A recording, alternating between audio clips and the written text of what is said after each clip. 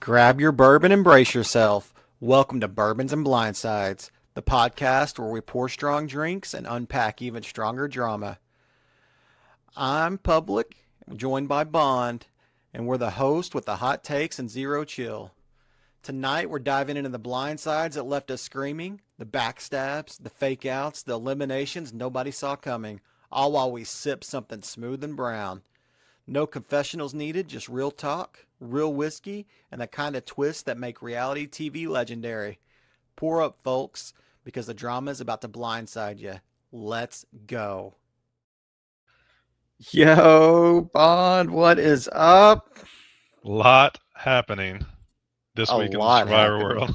We had a 2-hour episode, a little 20-minute cut in. Just everything going on last night. Kind of forced us to record today. Yeah, 3 eliminations, 3 tribals. 3 tribals. First time ever. Yeah, we kind of we talked about it last week, kind of going to 17 at the merge. We thought somebody might go to Exile, and then it pops up, and it's not just one person, it's 2. Yeah. and I never would have guessed 3 people going in 1 week. I guess we wondered how they were going to dwindle it down quick enough to get to through the season. I guess we found out. Yep. And then that's an 11-person jury. Yeah, what is it normally, like 7 or 9? I think it's 7, right? It's usually 7. Yeah, I think so. I want to say so that's a hefty jury. Yep, it's going to be quite a bit. So it starts off, and Rizzo he's showing his strategic chops. He's talking himself up is what he's doing. Definitely talking himself up. He said he got his number 1 enemy out, and he's got 2 new allies with D and Siree, and he kept his idol. And I mean, he's not done there, as we'll find out later in the episode. Yeah, kids playing well. He's got himself in a good spot for sure. Very good spot. And then D is comforting Jonathan about voting out Charlie. Jonathan's just kind of upset because he got blindsided. He's like, at least just tell me, I might not have wanted to go along with the vote, but I've never been blindsided in my Survivor career. Which is pretty wild to go through a whole season without any blindside. Yeah. And then he says he wants to work with D and Camilla to get back in the game. Yeah, and he even had a little confessional where he said that too. So I think at this point in the game, it was true. Yeah, but lo and behold, here comes the boat. Yeah. I think he wants to work with D and Camilla because, what was his? He didn't really have many other options. Yeah, he had to at that point. And then the boats pull up, and they get the tree mill, or the boat mill in this instance, and it's drop your buffs, get your stuff together in 10 minutes.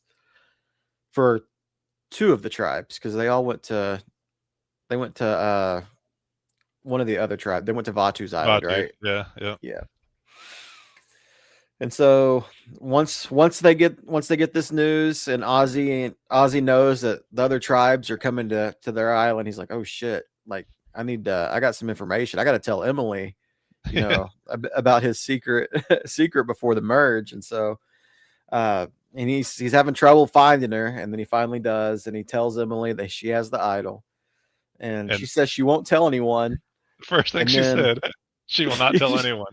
Okay. I was like, I don't know how well this is going to hold water. Yeah. But then he tells Christian to solidify him with Christian and Emily. This is a good move by Ozzy at this point. Later in the episode, it doesn't really matter who he's told, but I mean, at this point, good play by Ozzy, because Christian's eating it up. Oh yeah. Ozzy's getting his little group together for moving forward. And he's like, yeah, man, I guess giving him my shot in the dark last week really built that trust, and me and Ozzy are on good terms now. Yeah. He doesn't realize this is just a good scramble drill by Ozzy right here. Yeah. just a good scramble drill. Then the other 2 tribes get to the Vatu beach, and they all meet up. And immediately we get Christian and Devins back together. Reunited. What did he? Oh, captain, my captain. He was Christian kept saying. And Devins is still taking credit for the Aubrey idol, and Yep. then he He mentions told that, Aubrey that he sent it. and then he talks about the fake idol that he had at Tribal, so it's still there apparently. Maybe Them it'll bringing come into that up. play. Them bringing It'll, that up tells me they're trying to do something with it. yeah, it's probably going to come into play later, like Yeah. at some point. And then it's where Survivor gets messy. So good thing Ozzy tells Emily and Christian before the other tribes get there, because then it's just idol diarrhea. Pretty much. Everyone, I think at this point, every idol is out and everyone knows about who has it. Yep. And I think everyone might even know who sent it to who. Pretty much, except for there's one, but there is one. It's mute now because Siree confirms to Genevieve that Aubrey has an idol. Genevieve's like, I knew it. Well, she didn't have it when you knew it. Like, Genevieve, you weren't that smart. Like, whenever you suspected her at first, she didn't have it. She was early on that one. A little early. And then she feels validated. And then everyone is told about the idol by different people. Like everybody's told. Like everybody's just just going around. Everybody knows. Like we said, everybody's knowing about everybody's idol. And then, Ozzy wasn't happy about it. Everyone knowing about his idol. Yep. And Genevieve says at this point she's keeping Rizzo's idol secret. Like she tells Rizzo that she sent it to him, but she's not telling anybody else because she doesn't want people. She didn't tell Rizzo. She said, "Oh yeah, because she thought anyone to know. Yeah, he thought that she gave it to him. She's like, no, I didn't know about it, but thank you for telling me. You know, like I had no idea. Yeah. She didn't want anyone to know she would have it if he got voted out with it. Yep, that's what it was. I kind of got mixed up there. And then Ozzy's pretty bummed. Everybody knows about his idol. And then Siree tells Ozzy about Rizzo's idol, and that the three of them can work together. So this comes back into play a little bit later. But I mean, good move by Siree, like kind of solidifying a threesome here with Rizzo and Ozzy. What do you think about this threesome? She said she's in a poly relationship now with Rizzo and Ozzy. It'll be good because I don't know that a lot of people will suspect that Siree and Ozzy would form a little alliance with Rizzo. Yeah, that's definitely wasn't on my bingo card. And the thing about Rizzo too is he has D thinking that she's like they're close, like that D's is number one. But I mean, it's really Siree, I think, is Rizzo's number one. If he had to, I'm pretty sure. And there's really no one on the entire island that I think is actively targeting or even against Rizzo at this point. Yeah, that's a big difference from the very beginning. Whenever like he was going to be the first one out on the original Vatu tribe, like they were at the first 15 minutes, like we got to get rid of Rizzo. So he's really played well. And then we'll get a little foreshadowing here because Jonathan is getting fed info from the old school players, and this is really the first talk we're getting in confessionals about old school versus new school. It's something that we kind of figured would come into play once they hit merge, and it really hasn't taken off yet, other than with Jonathan and Jonathan talk. But it seems like the way they're talking about it in confessionals, that I think it might be something that we see coming down the line. They're starting to form the narrative this week, and I think that'll be cool, having a kind of a little old school versus new school battle going. Especially now that like old school kind of has a foot to stand on a little bit now. Whenever they did it in Winners at War, like it was just, there wasn't a lot of old school people opposed to the new school. Yeah. And then another envelope with a twist. First one to find it claims it. Everyone just takes off. What do you think about this? I thought it was too much out in the open. The thing was like the twist is fine. Everyone they did this before. It wasn't the exact same thing, but it was something where it's like there's something out there, everyone go, and they did it. But we're walking. They show Rizzo just kind of casually walking, and he just walks right by it. And it almost looked like it's just like right there. They show people like looking under rocks and everything, and Yeah, yeah. Aubrey was up Usually, on the rock on the what? So who was it that said she looked like a mountain goat up there? I think it was Devins up on the boulders up there, and then Ozzy's just walking by. Oh, there it is, right there on the side, just kind of sticking out. usually when they do something like this, like it's kind of like a 2 or 3 part thing, and they give them like hints Yeah, and yeah, and stuff like that. This was just like, we've hit it straight somewhere. You up. got to find it. I love how And Ozzy picks it up. He's like, "Please don't be exile. Please don't be exile." He opens it up. There it is, Exile Island. yep, and everybody's running, and like you said, Rizzo's just kind of casually walking. I He's thought he was like, about to find it. he's talking about how he's not going to find it anywhere. Meanwhile, like it is, whenever he says that in his confessional, they show him just like walking right by it, Right by, yeah. They zoom like a in on it couple right after he feet. goes by. And then Colby during this is talking about his foot injury again. Like he said, he can't run, and he's walking very gingerly looking for it. And then Ozzy walking along, he finds it. Like you said, he's hoping that it's not Exile, and it's Exile with a twist. Yeah, he's lucky it was Exile this time. He is, and he gets to choose one person to go with him. And to me, I think he played this solidly. Yeah, And he just takes Rizzo and it just further solidifies that he's in with them. yep. And it's a good choice. They don't know it at this point, but I mean, as you can see with how everything's gonna work out later in the episode, like this is a bad week to be vulnerable, like Yeah.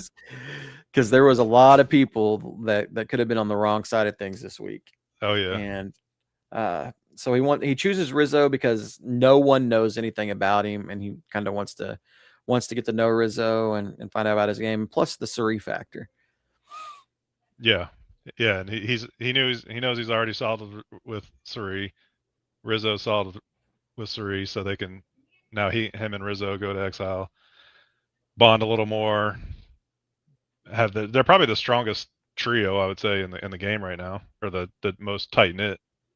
You think they're tighter than Devins, Emily, and Christian? Well,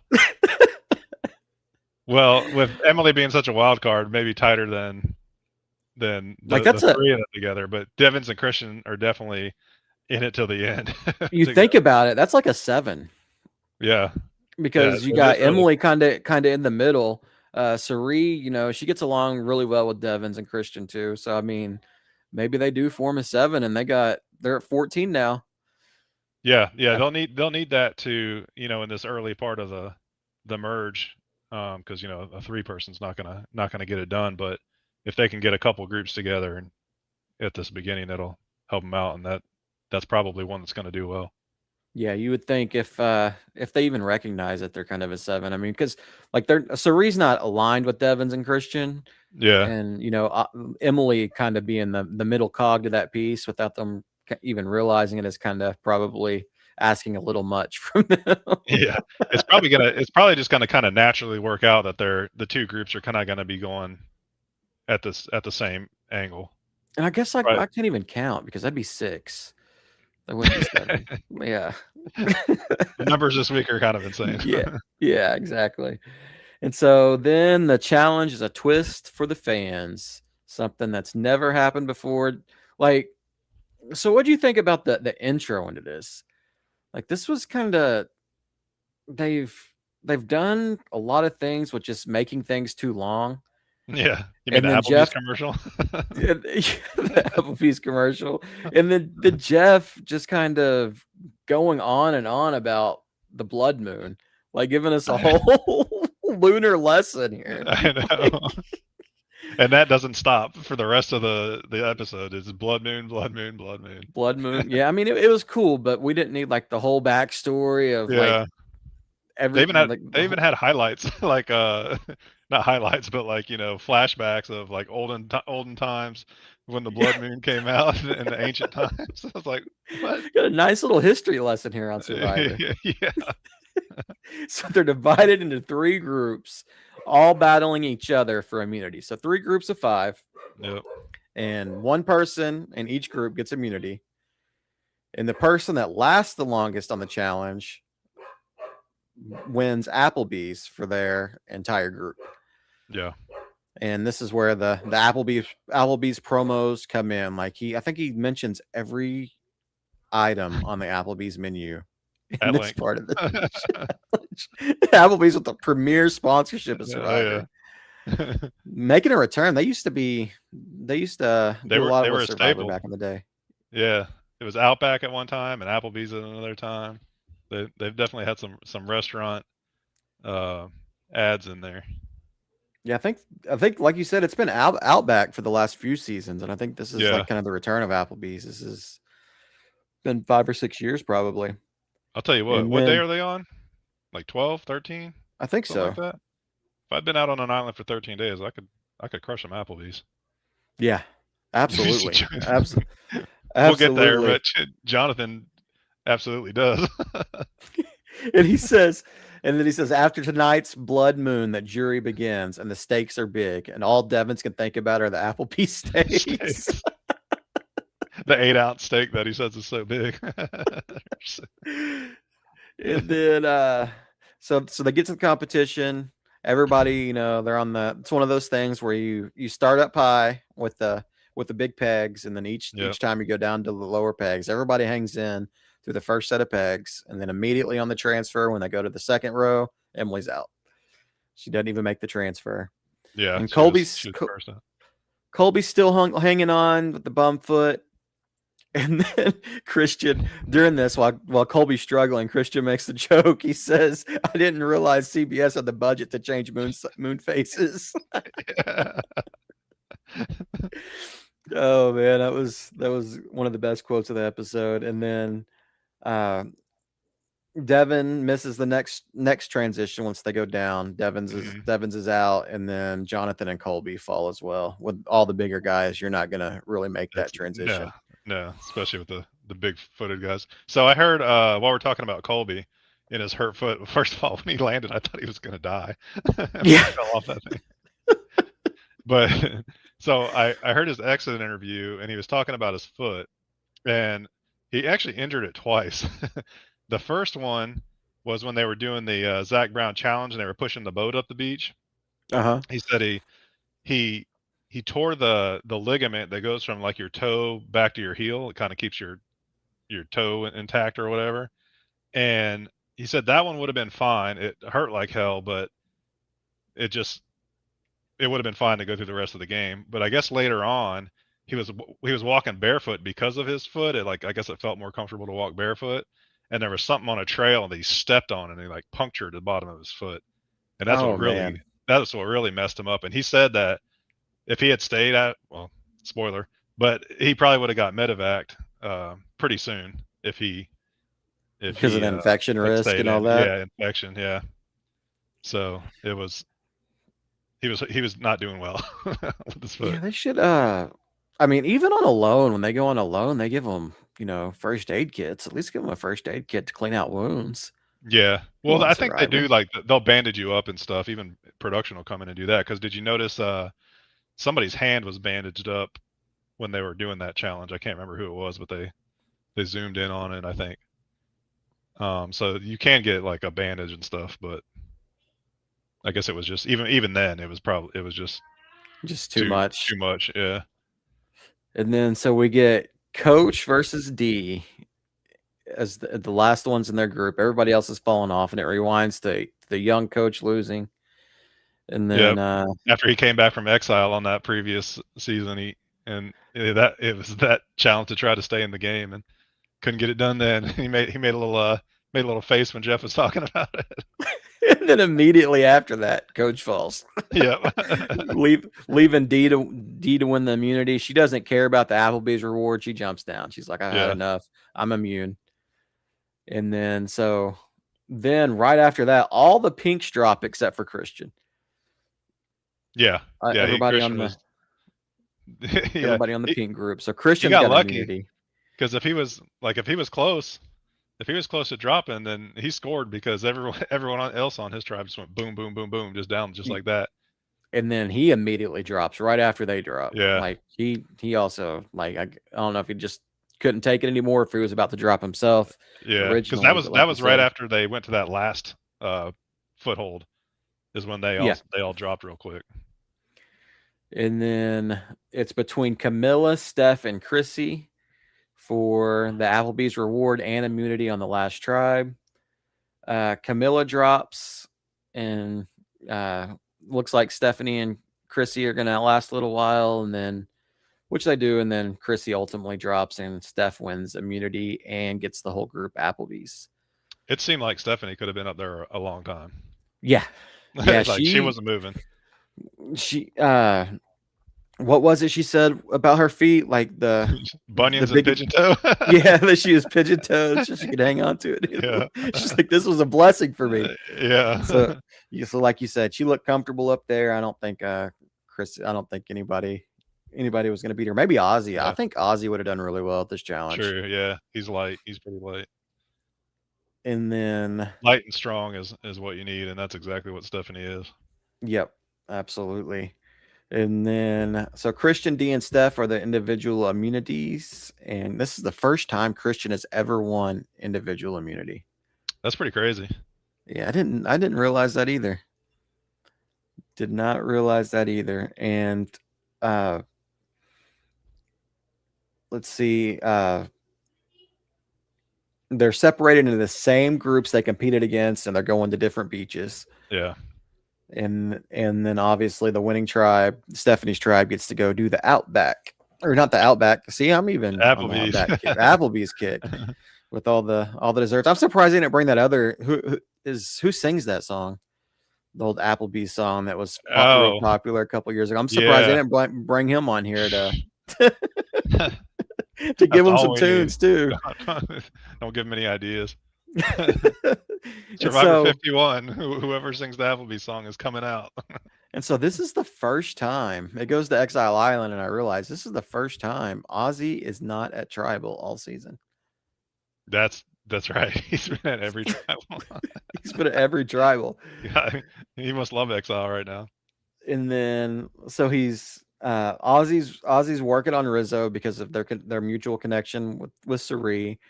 And Rizzo tells Ozzy about his idol. So the only people that know about Rizzo's idol are Siree and Ozzy, besides Genevieve, because she sent it to him.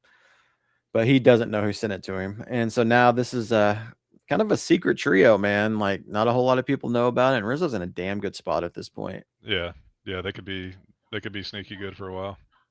But at the same time, like, he's in a good spot, but being a newer player that nobody knows about, and then not getting that important social time when everybody comes together could come back to hurt him.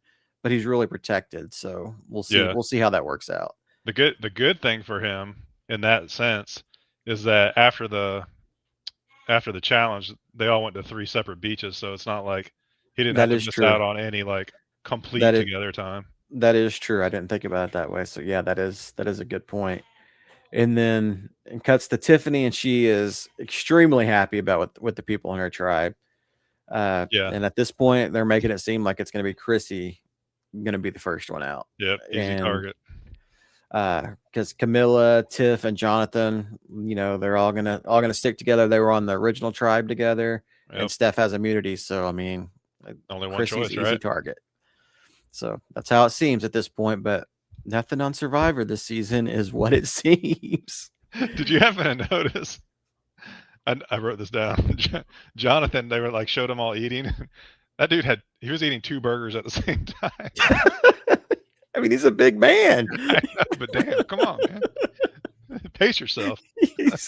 Oh man, he's gotta load up on those calories because he's gonna have to win individual immunities going forward. Yeah, he is. And then so we got Joe, Christian, Aubrey, Genevieve, and Devins all in one group. And I mean, immediately you could see this coming from a mile away. It's a Genevieve versus Aubrey show. Talk about a piss poor luck of the draw for Genevieve in this one. Like, Absolutely she couldn't awful. have been on a worse tribe for this. Could not have been, because I mean, Christian and Devins, they're a pair. They gave Aubrey the idol, so yeah, they gave Aubrey the idol. They're gonna keep her.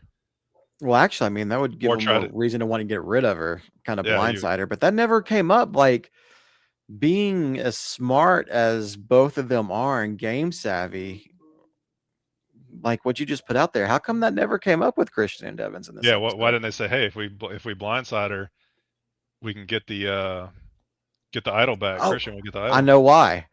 Because the first conversation that Christian and Christian and Aubrey has, Aubrey says, "I'm playing the idol tonight." Oh, that's right. Remember? Yeah. Yep. Aubrey says, "I'm playing the idol tonight," and so She did say Christian's that. like, "Well, that kind of that's a good play by Aubrey, Yeah. because it just kind of focuses Christian's attention elsewhere. I don't think I can get this idol from her, so it's a good play. Yeah. Good play." And then she wants to take out Genevieve. And so you think? So then it cuts that Genevieve wants to pull Christian in to tell her to her and Joe to vote out Devins. Yeah, she does not realize how close they are. No, she does. Like, that's her thing. And she says that's her reasoning is she wants to point out everybody on the island thinks you and Devins are a pair. Oh yeah. Sinking ship. She called it. Yeah. And so she's like, you guys are going to have a huge target on you because you're a pair. And Christian does a good job of acting like he's buying into it. Christian's playing pretty well. And then he's get the first confessional. He's like, hell no, I'm not turning my back on Rick Devins. Ever.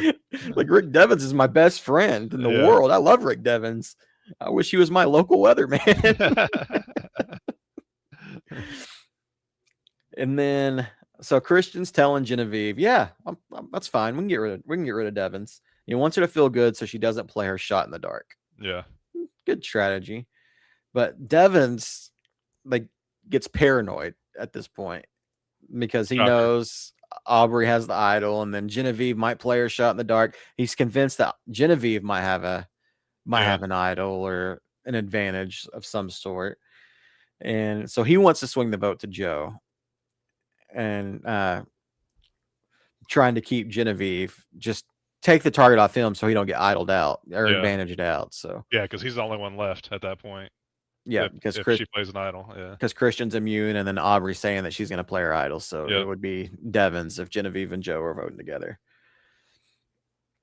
And then we go back to the D tribe and she says her group will be her puppies. Like, she's gonna make them do whatever she wants. Yeah. And Coach, Colby, Emily, and Dee are all talking, and then Colby's talking about how he doesn't have a vote, and Coach says that Colby don't have a vote. He's a sitting duck. Yeah.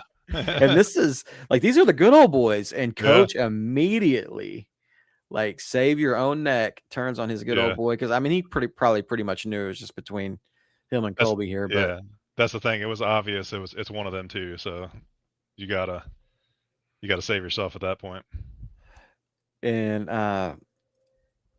he wants Emily whenever he's talking with Dee at first, and then tells her he's trying to save Colby a little bit, and not sticking his neck out too far for him. And he comes up with a lie telling Dee that Emily floated her name last night. Yeah. And he gets busted. And then this is a good move because, like, good read by Dee, because she doesn't buy it. Like he didn't really have time for that to happen. And then so Dee tells Emily, and they compare notes. And Dee was like, "Well, how come you didn't tell me that? Or how come you didn't tell me that before?" Yeah, exactly. Like, there's lots of names floating around. He didn't have a good response at all. And she says, so she just, they compare notes, and Dee's just like, Coach is annoying as hell. And so this shifts from, like, Dee wants Coach out bad. And so She goes to Siree with the plan, and Siree tells him like, "Hey, as long as it's not on me, I'm with you." But you can immediately tell like she would rather have Colby out than coach. Mm-hmm. Like she talks to D one-on-one, and she's like, Colby's running the group. Colby's the one that's running the group. Coach might be the one that's talking to everybody, but like Colby's the leader. You want to cut the head off the snake and not the tail. Yep. Is what she Coach tells is the D. tail. And then Colby pulls in D, and he pretty much confirms what Siree had just said about Colby. Yeah. Like how he's like how he can get, if she keeps him, he can, get everybody in line to work with her. But Dee didn't put this together right then.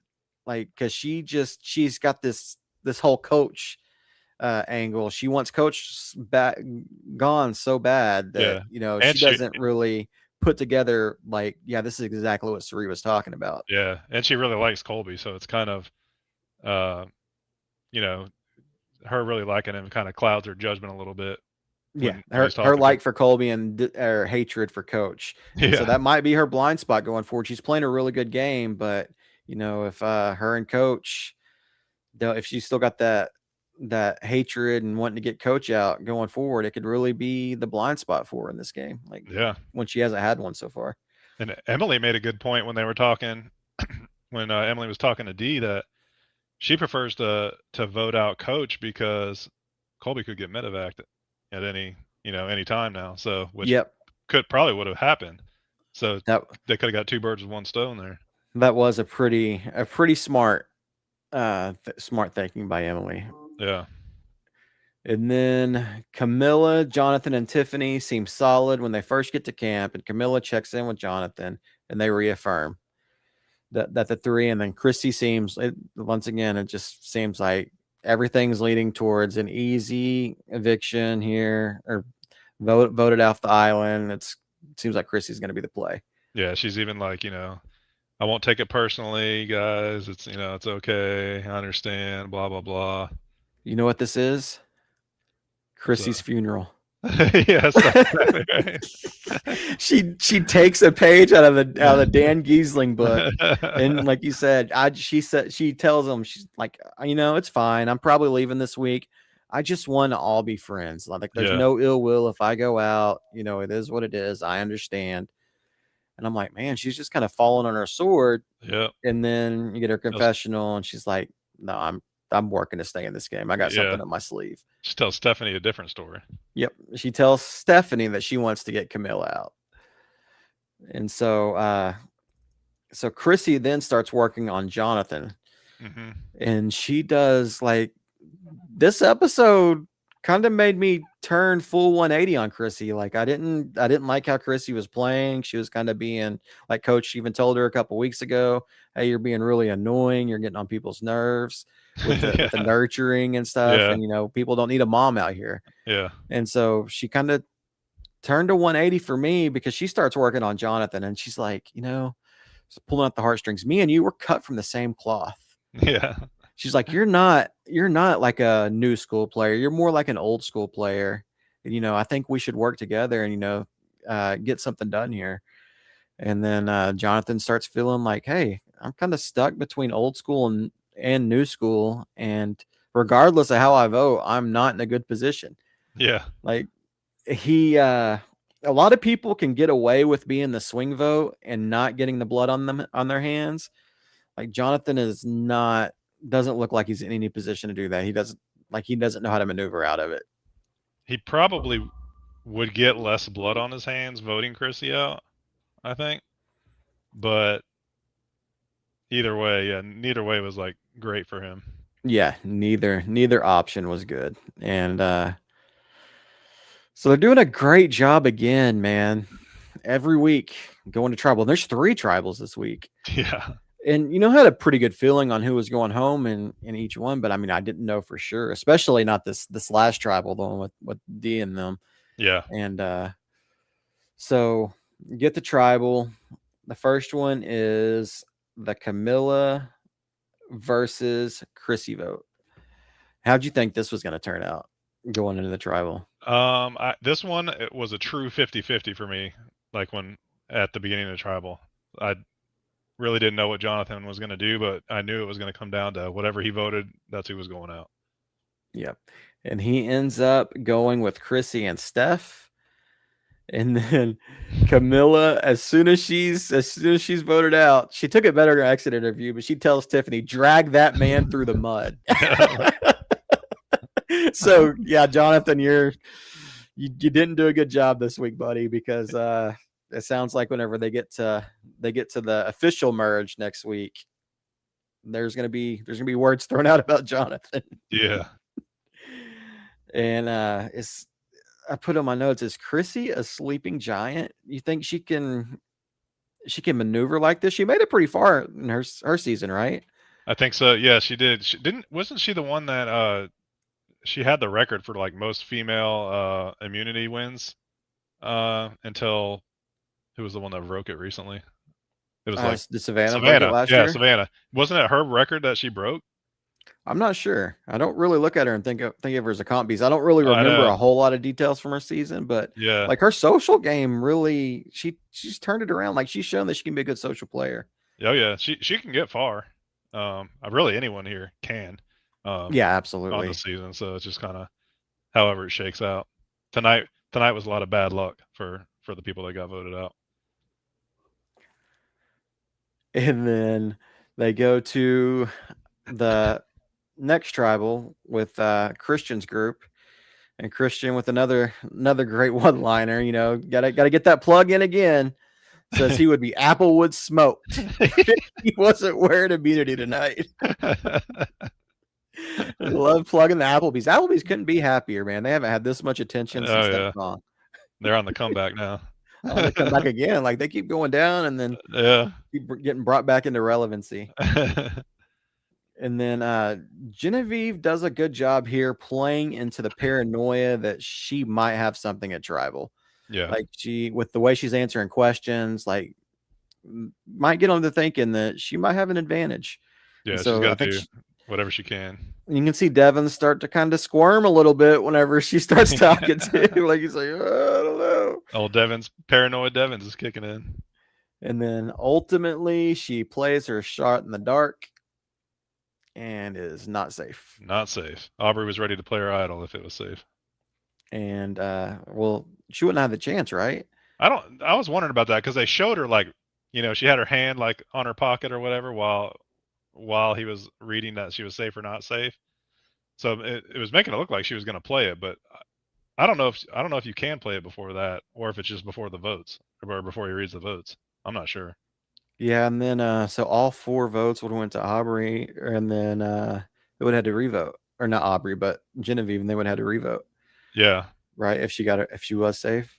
Yeah, because then at that point it would be you can't vote for Genevieve, you can't vote for Christian, so then it would be 5 people voting for, or no, Genevieve can't vote, so then it would have been 4 people voting for between Aubrey and, or no, she would put her Devin, Aubrey, Devins, and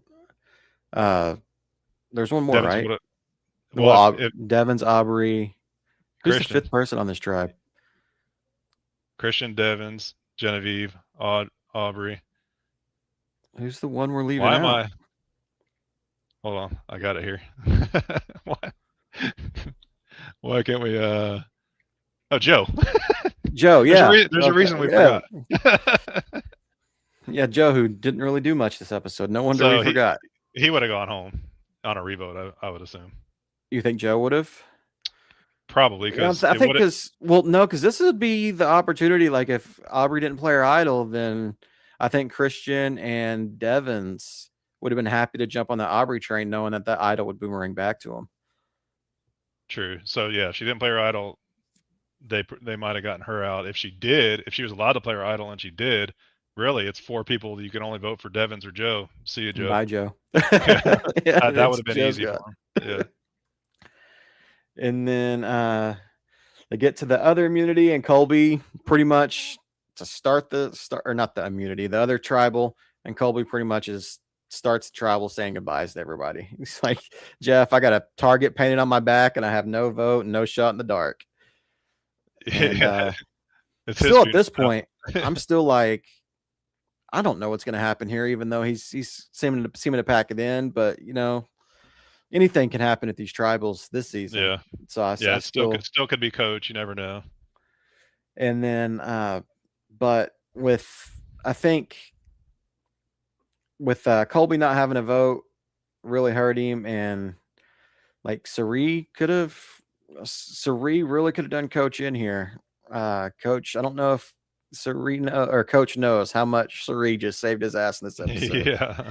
Because she could have tied it. Well, I mean, I guess she tied it up, then they would have revoted, and then I don't think she's gonna go to Rocks for No. Colby anyway, whenever she wants him out. Definitely not. And she didn't.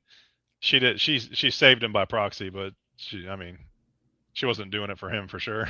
She was doing it because she knew Colby was more of a threat.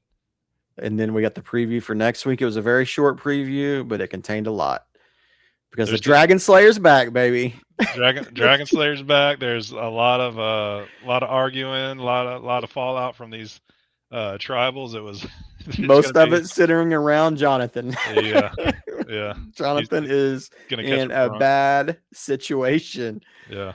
Like you better get your individual immunity on, buddy, because it sounds like you might be. I mean, you're taking a lot of heat from your tribal, and you're probably the biggest competition beast out there. Yeah, he's definitely first time you don't win individual immunity, you're gone.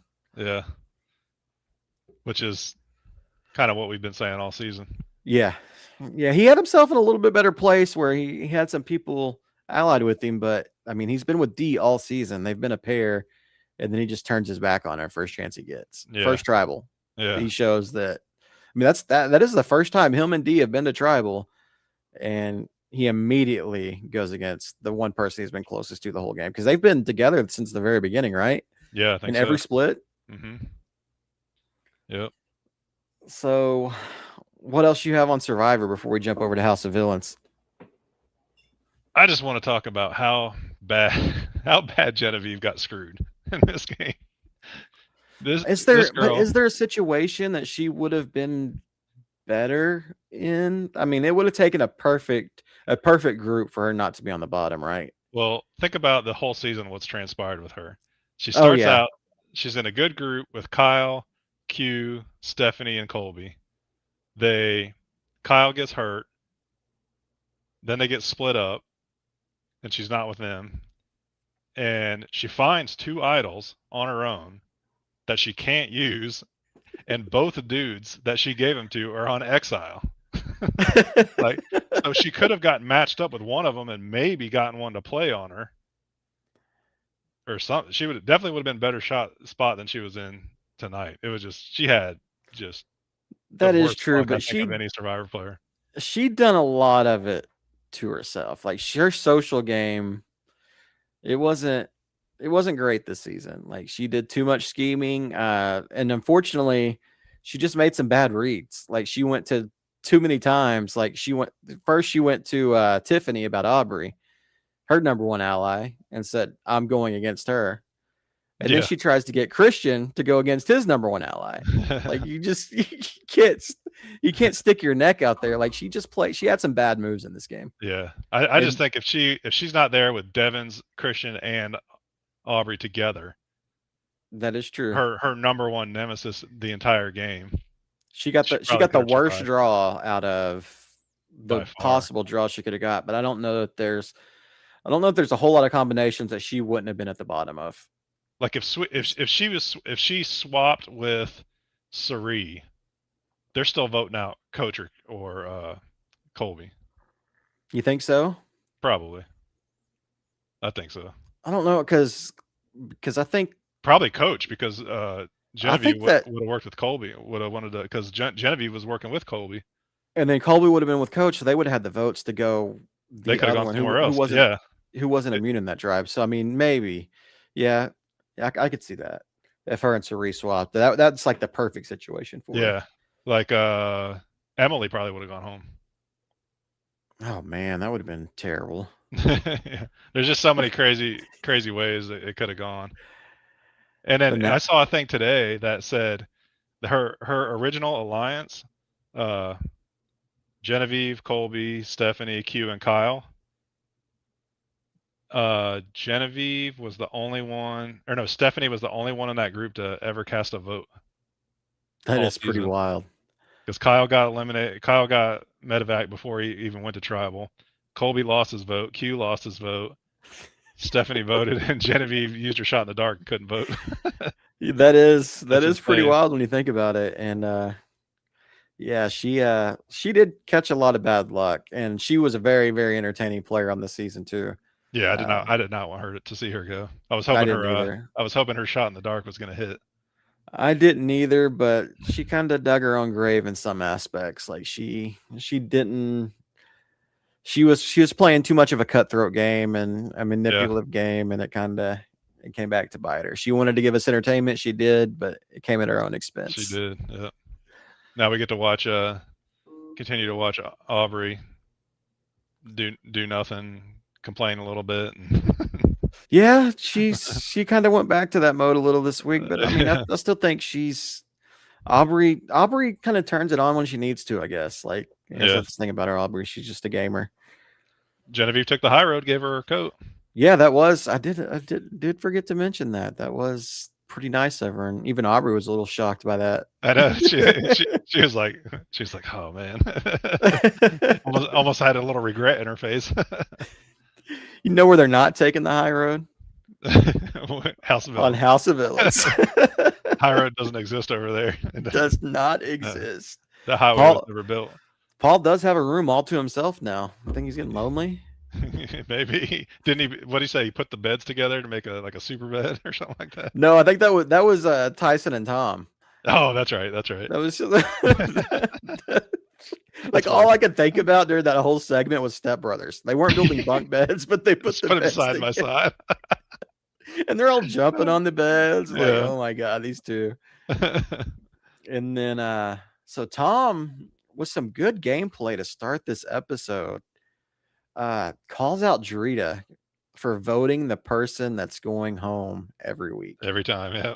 And this was actually pretty. I wonder if Tyson put it in his head before this, or if it was just a Tom read to begin with, because I mean, this is kind of a big gameplay strategy, and I didn't realize that this guy had any gameplay in him. I know.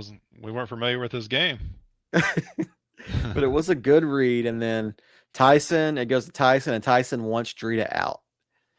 Yeah. And they're in the kitchen, and he sees the envelope in the pantry, and he immediately grabs it, gets it alone, and opens it up, and he's on the hit list. He has to find somebody else to open it. This is such a crazy twist. Like it was. And then so then Drita's getting driven crazy by Christine's lack of cleanliness and organization. She's like, the mess on her side of the room is insane. So at this point, I'm thinking, like, is she gonna go room with New York? Oh god. She was like, she asked Chrissy, she's like, is this what your place looks like at home? And she's like, yeah. Like, shocker. And then so Tyson takes the envelope, and he was trying to get Tom's trust back. And this didn't make sense to me. This just goes like, Tom makes a good game move, and then Tyson tells him his plan, and it just doesn't make sense to me why Tom would want to open the letter, knowing that it would put him on the hit list. Yeah. But Tyson convinces him like it's a great idea, and not only that, but like, Tom trusts Tyson again because he convinces him to open the letter to put himself on the hit list. Yeah. Listen, he had all the information. He did with it whatever he wanted, I guess. And then so they go and put it on the couch, and instead of watching the letter, like they say, they want to go warn Kate, is what Tom says. Instead of watching the letter, they both go off in different directions. Why didn't they just hold on to the letter until they find Kate? Yeah, exactly. Like, you're just one of them. Put it back in your pants. Yeah, there you go. And so they just miss out on Kate. She's walking around the house, and she walks upstairs, sees a letter on the couch, sits down, opens it. She's on the hit list. Yep. And she's convinced that they planted it there for her. Yep. Even though I think Tom was legitimately trying to warn her. I don't know that Tyson really cared. Tyson, he didn't care. But Tom's just, or Tyson's just about it because that's what Tom wants, and he's really trying to get Tom back on his side. He wants his best bud back because he kind of senses that he's kind of alone in the game. Yeah. And so then they see the letter, and Kate puts it back on the couch, and Drita questions Tom about the letter. She's like, "What is this?" She's like, "Did you open it?" And Tom does not give good answers. Like, she could tell immediately that they're lying, and like something's up with this letter. And so she goes and tells Christine in New York, "Don't open the letter." Like, well, you saw Christine's reasoning, right? You said what? Christine, her reason was like, Tyson goes for everything. He snatched the hand out of the pizza. If Tyson's not opening this letter, I'm not opening this letter. What an astute observation by the brain dead one. Yeah, like this is like she had a moment of clarity. She does not have many of those. We should make it just stand up and applaud right there. Yeah. It's like one of those cartoons where the light bulb just comes over the top of her head. It went dim pretty quick afterwards. Oh yeah. It was just a blink. Yeah. Just and then so at this point, Drita and Christine aren't going to open it. And then so Tyson goes and he's wanting to get some more goodwill. Like, he really needs allies after last week. So he goes and tells Paul not to open it. Mm-hmm. And like, I guess he really doesn't know Paul or can't read Paul, didn't watch Big Brother. But this kind of comes back to bite him later in the episode. But like, you can't trust Paul as far as you can throw him. Paul's a gamer. He'll throw anybody under the bus. You've seen it last week. He put his 2 number 1 allies in the suggestion box. For the hell of it. For the hell of it. Like, he's just there for entertainment and, just to have fun and not take this game too seriously. But he is a gamer at the same time, though. And then after he tells Paul not to open it, he goes and tells New York not to open it. And this is a good move by Tyson, because I don't know if he realizes how close, like, how high New York regards Tyson. Like, Tyson is New York's number 1. Definitely. I guess that makeout session last week really secured her.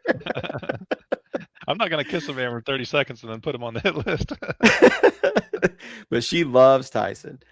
And then Tyson decides, well, they're not opening it. Paul's kind of like wishy-washy on whether he wants to open it. Doesn't act like he really believes Tyson on it, so he hides it. He goes and hides it under the chair. And then later on, I think after the battle royale, he tells Paul, he's like, "Yeah, we hid the letter under the chair." Yeah, he doesn't tell him at the very beginning, but so Kate's the last one to open it. For the battle, they're all wearing animal onesies. Squirrel. Squirrel onesie. Survivor did the whole thing with the Applebee's. House of Villains, completely different show, just talks about, because they're in squirrel onesies and they're just talking about nuts. They're nuts. How big their nuts, and how big of a nut to drop in the in the challenge. And so basically the strategy in this is, you want to put enough nuts in to where you're not the lowest amount, but not too many to where you don't have any at the end of the game. Guess who didn't understand that? Drita. Well, Drita put 17 nuts in on the first round. She just didn't want to go out first. Well, she secured that for sure. She dropped a huge nut at the very beginning. And then so Tyson and Paul both have the same one. We're just going to do 4. Yeah. Well, you both did 4. You're both on the same wavelength. The 2 biggest gamers in the house both had the same idea, and they are immediately eliminated round 1. And Tom knew they were doing 4, right? Yes, Tyson told Tom how many he was going to do. Like, this is all the Tyson getting Tom back in his corner strategy. Like, he's going to tell him, put more than 4, and because I did 4. Just to he put 5 in, right? Yeah, Tom put 5 in. Tom put 5, yeah. So then Tom and Christine tie in the second round, and so they're both out. Yeah. No tiebreakers, nothing. They're just both out. They're both out. And then it gets to the final three is Kate, New York, and Drita. And Kate's trying to make a deal with New York and Drita. She's like, just let me win this. I'm not going to put y'all up. It's whatever. New York knows, like, if she goes with Kate's plan, Kate's putting Tyson up. And New York once again says, Tyson's my number one. I want to win this comp. Yeah. So in this one, Drita doesn't have much nut left. She puts in all her nuts, which I think was like 4, and she's eliminated. So it's just Kate versus New York, who has the most nuts. And Kate ends up saving herself from being automatically on the hit list and winning supervillain for the second straight week. She's a comp beast. Something that Johnny wishes that he said he was going to accomplish it. Like Kate takes him out and then accomplishes it the next week. She's powering through it. And so then she takes New York and Paul on her award. What do you think about this? That shock you any? Yeah, I was surprised she took. I thought she was going to take New York and maybe Drita, or even I thought she was going to make it like an all girls thing. But she took Paul. She took Drita and Tom last week, right? Yeah, she on the boat thing. Yeah. And then so this week she takes New York and Paul, and then afterwards it's the blowout from the letter situation. Yeah. So Kate knows that Tom was the one that had the letter before her, and Tom's like, "Hey man, I was trying to look for you and tell you not to open the letter." And Kate's not having any of it. She's like, I was right here. What are you talking about? How could you not like, find me? She's like, I was right week 1. Tom is a worm with a mustache.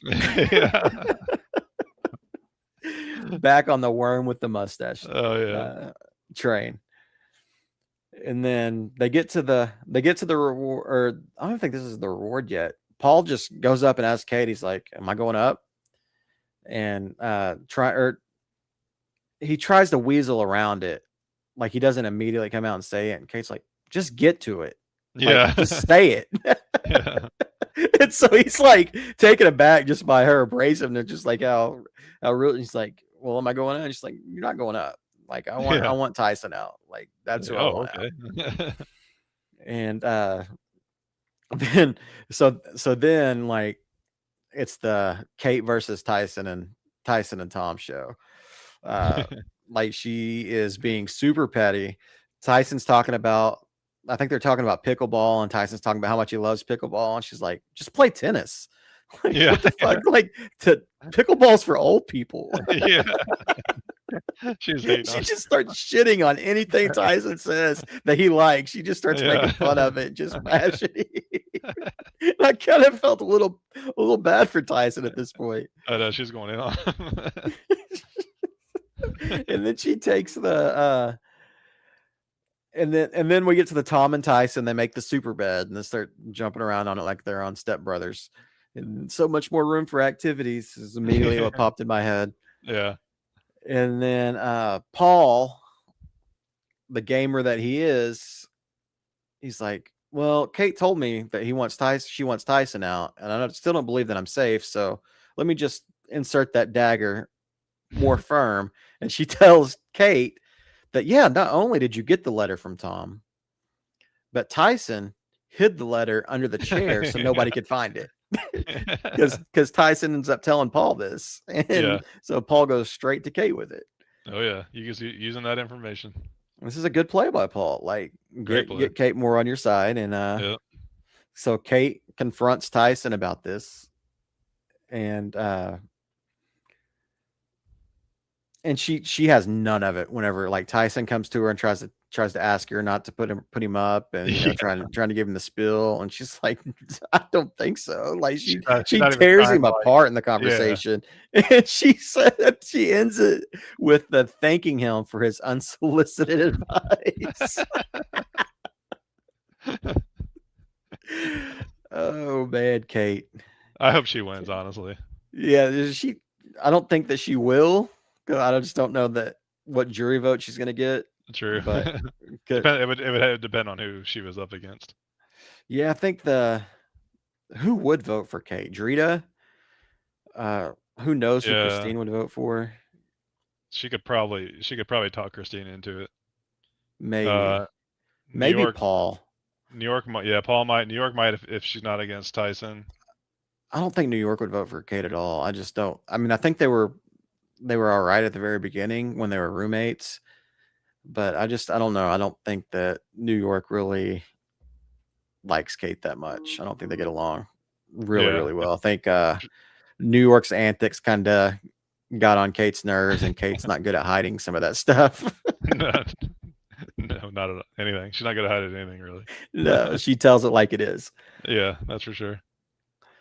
And then so then Kate takes the Tom and Tyson dolls that they have in the house. They have dolls for every person in the house and puts them in a position to where it makes it look like they're making out. Yeah. And then she puts her own doll like over top, like she's just staring at him. No. Whenever they go to reward, Tom and Tyson put their dolls in a 69 right, position, right. and then they put Kate in there like she's watching. That was great. They take it one step further, like, oh, we gotta get Kate involved. And then in the reward, it's a circus school, pretty much, where they learn about the circus. This is one great thing about the shows. The rewards aren't really that rewarding. No. Well, last week they Tom and Drita, they got to paddle Kate around. While she was great reward. Paddle boat. Thanks for bringing me. Did they even feed him last week in the reward? I don't think so. And let's see. And then Kate starts alluding to putting New York up in this conversation. With whenever she's at the reward, they're talking about it, and she's like, I don't know, I might have to put New York up just because I know she's going to bat for Tyson. Right. Which is a pretty smart move, because if you want Tyson out, New York is never voting for Tyson to go home. Right, exactly. Yeah. But in the unsmart aspect of it, she's also not going to win the challenge. Yeah, sure. So it's going to be New York is going to be up on the block at the end of the day. Yeah, more than likely. I mean, easier opponent for Tyson to beat too, to take himself off. Yeah, that's kind of what I was alluding to. And then so Tom tries to do what Tyson couldn't once they get back from reward, and he tells Kate, you should put up Drita, because Drita is trying the whole jury management type thing, and Kate not having it. She's like, no, you and Tyson are going up.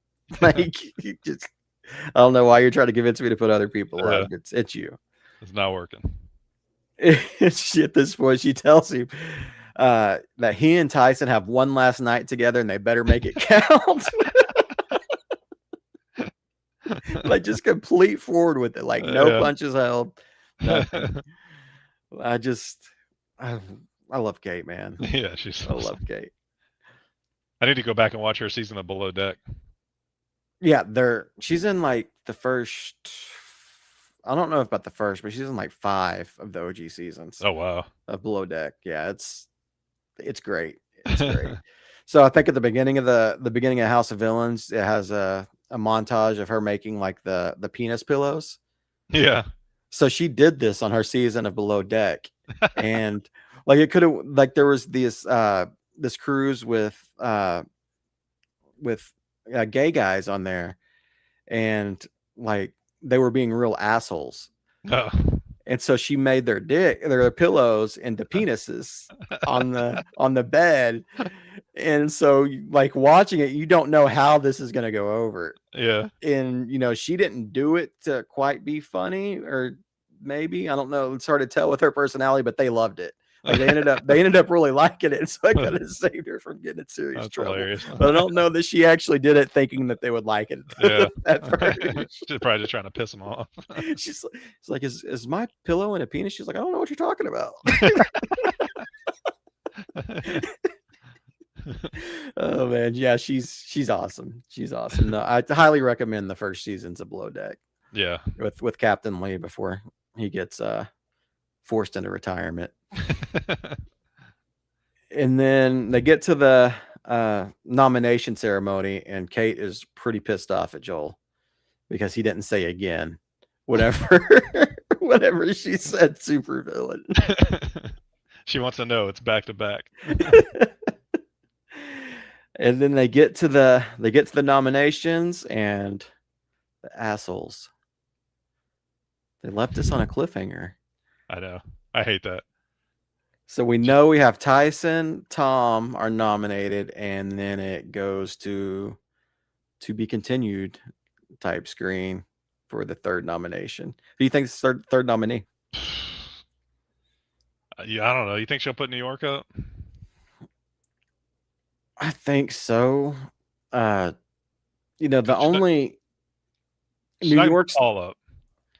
She's not going to put Paul up, and Paul's the only one that would really get in the way of either Tyson or Tom winning the redemption challenge. Yeah.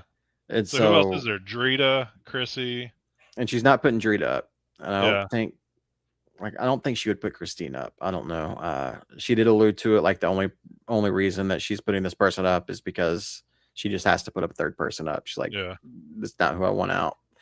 New York's so I mean, it could be Christine. Right? Yeah, Christine, New York, Drita, and Paul. Are the only and Paul, and she's not doing Paul.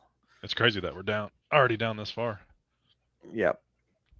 So, and then in the preview, you got Drita getting angry again next week. We get another Drita blow up next week. Yeah, weekly occurrence now. So maybe Drita is going up.